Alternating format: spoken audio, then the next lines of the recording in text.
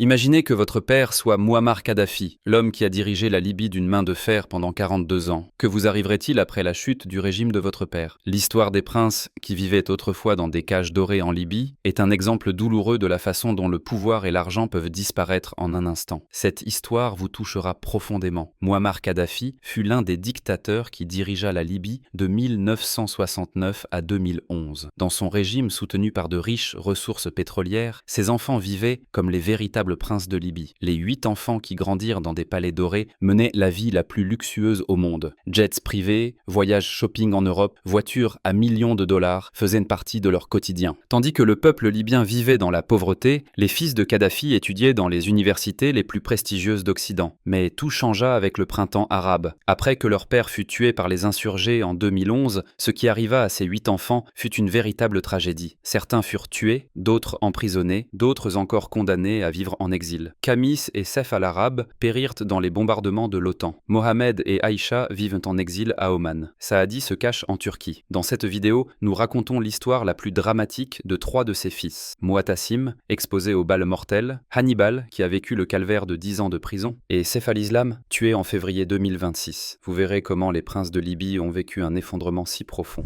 Muatassim Kadhafi. Muatassim Kadhafi, né en 1974, était l'un des fils en qui son père avait le plus confiance.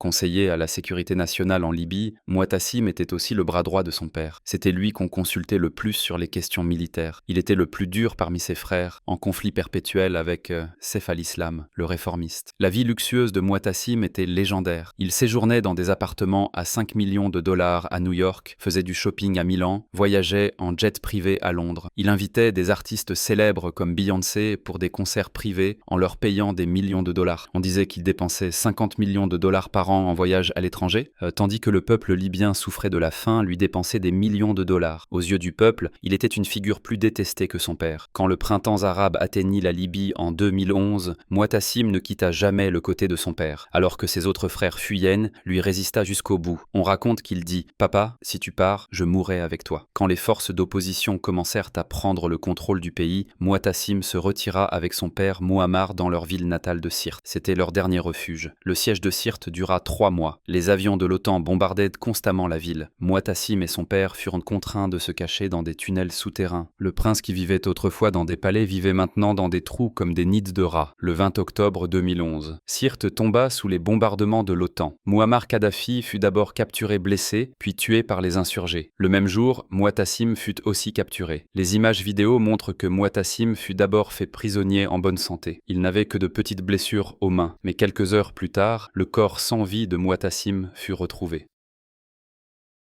La mort de Muatassim fut vue comme la fin de la dynastie Kadhafi. C'était l'exemple le plus tragique de la façon dont une famille qui dirigea la Libye pendant 42 ans disparut dans l'histoire en quelques heures. Muatassim n'avait que 37 ans. Hannibal Kadhafi. Hannibal Kadhafi, 5e fils né en 1976, était peut-être le plus malchanceux de tous les frères. Ayant reçu une formation maritime, il était devenu dirigeant dans la compagnie maritime libyenne. Mais sa renommée vint surtout de ses scandales. Il avait créé un scandale international en battant 2 de ses domestiques en Suisse, provoquant ainsi une crise diplomatique entre la Suisse et la Libye. Le caractère d'Hannibal était dur et violent comme ses frères. Avec sa femme d'origine libanaise Aline Skaf, il fut impliqué dans de nombreux incidents de violence. Une fois, ils avaient torturé leur nounou éthiopienne en lui versant de l'eau bouillante dessus. Ces incidents furent rapportés dans la presse internationale, montrant le vrai visage de la famille Kadhafi. Quand le régime s'effondra en 2011, Hannibal s'enfuit avec sa femme et ses 2 enfants d'abord en Algérie, puis à Oman et enfin en Syrie. Il pensait être en sécurité en Syrie. Le régime d'Assad le protégeait. Mais en 2015, il tomba dans un piège terrible. Des militants libanais l'attirèrent à la frontière syro-libanaise en lui disant qu'un journaliste voulait l'interviewer. C'était un véritable piège. Ils kidnappèrent Hannibal et l'amenèrent au Liban.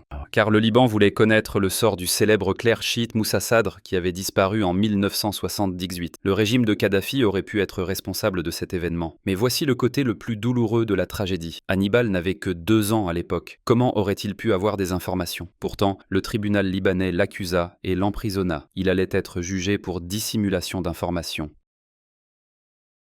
Hannibal resta 10 ans dans une prison libanaise. 10 ans, jamais jugé, jamais condamné. Il était tenu responsable d'un événement qui s'était produit quand il n'avait que 2 ans. Il fit des grèves de la faim. Sa santé se dégrada, mais personne ne le libéra. Même l'Organisation des droits de l'homme protesta en disant injustice. Pas autorisé à lui rendre visite pendant 7 ans. Ses enfants grandirent sans père. Le gouvernement libanais le gardait littéralement comme otage, comme moyen d'obtenir des informations de la Libye. C'était totalement illégal, mais Hannibal était impuissant. La vie en prison était très dure. Son frère Saadi, en Turquie, luttait constamment pour sa libération. Même son frère aîné, Saif al-Islam, travaillait par des canaux secrets pour sa libération. La Russie intervint même, offrant l'asile à Moscou. Il fut enfin libéré en novembre 2025. Le gouvernement libyen le sauva en payant une caution de 900 000 $. Le cauchemar de 10 ans prit fin. Hannibal est maintenant libre, mais le traumatisme qu'il a vécu l'a marqué à vie. Sa destination est tenue secrète. Il y a probablement encore des préoccupations de sécurité. L'histoire d'Hannibal montre comment on devient totalement sans défense après la chute du pouvoir. Autrefois prince de Libye, il était dans ses dernières années un détenu désespéré, attendant la justice. Saif al-Islam Kadhafi. L'histoire la plus tragique de cette liste appartient à Saif al-Islam. Né en 1972, Saif al-Islam était le fils le plus talentueux et le plus intelligent de son père. Diplômé de la London School of Economics, formé à l'Académie diplomatique de Vienne en Autriche, il était devenu un nom respecté dans le monde occidental. Il était vu comme le futur leader de la Libye. On l'appelait même le premier ministre de facto de la Libye. Contrairement à son père, Saif al-Islam portait des idées réformistes. Il voulait la démocratie, la liberté de presse et les droits de l'homme en Libye. Il publiait son propre journal, publiant des articles critiquant les politiques de son père. Il avait même des désaccords avec son père et engageait ouvertement des débats. Beaucoup le voyaient comme l'avenir démocratique de la Libye. Les pays occidentaux entretenaient des relations spéciales avec lui. Saif al-Islam menait des opérations de sauvetage d'otages par l'intermédiaire de sa fondation caritative. Il avait servi de médiateur dans la résolution de la crise du VIH avec l'Union européenne. Il était le pouvoir doux de la Libye sur la scène internationale. Il entretenait des contacts étroits avec des dirigeants comme Tony Blair et Condoleezza Rice. Mais quand la révolution de 2011 arriva, Saif al-Islam prit une décision inattendue. Mettant de côté toutes ses connexions occidentales et ses idées réformistes, il se rangea du côté de son père. Il apparut à la télévision libyenne appelant le peuple à la guerre contre les insurgés. « Nous défendrons la Libye jusqu'à notre dernière goutte de sang », dit-il. Ce discours scella son destin. Tous ses amis en Occident lui tournèrent le dos. Quand le régime s'effondra, Saif al-Islam fut recherché par la Cour pénale internationale. Il s'enfuit dans la région de Zintan, au sud de la Libye. Il se cachait parmi les tribus Touaregs dans le désert. Il fut capturé en novembre 2011 et détenu par les milices de Zintan pendant 6 ans. Il resta dans des conditions très difficiles dans la prison de Zintan. Il fut condamné à mort par contumace en 2015. Mais une amnistie fut accordée en 2017 et il fut libéré. Cependant, il disparut. Il commença à mener une vie secrète dans les déserts du sud de la Libye. Il publiait occasionnellement des enregistrements audio montrant qu'il était encore vivant. En 2021, il annonça qu'il se présenterait à la présidence libyenne. C'était une tentative de retour complet. Il promettait d'unifier la Libye. Les anciens partisans de son père le soutenaient encore. Il avait une base